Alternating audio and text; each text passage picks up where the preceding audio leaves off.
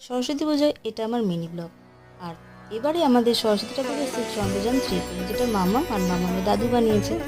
এবারে আমাদের বাড়িতে পুজো করছে আমার বাবা, প্রতি বছরই করে। সবাই পুজোর এখানে, আর আমি চলে গেছি খিচুড়ি রান্না করতে। যাই হোক, সমস্ত পুজো কমপ্লিট করে আমি আমার মেয়ে চলে গেলাম ওদের স্কুলে। স্কুল গ্রাউন্ডটা খুব দারুণ করে সাজিয়েছে। ক্লাসের সমস্ত স্টুডেন্টদের প্রজেক্ট দিয়ে এই গ্রাউন্ডটা সাজানো হয়েছিল।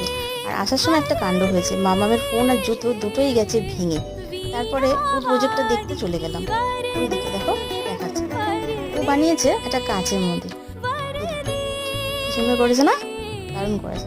আর সমস্ত স্টুডেন্টদের প্রজেক্টগুলো খুব সুন্দর। যেটা দেখো, পাশে একটা দক্ষিণেশ্বর বানিয়েছে, তারপর কেদারনাথের মন্দিরও ছিল। এইসব করতে করতে কিছুটা সময় মামামের ম্যামের সাথে একটু ছবি তোলা হলো। এই দেখো ম্যাম, এটা বাবা এবার সন্ধ্যা আরতি করছে। আর আমার ব্লগটা এই পর্যন্তই। আবার দেখা হচ্ছে তোমাদের সাথে নেক্সট ব্লগে। টাটা।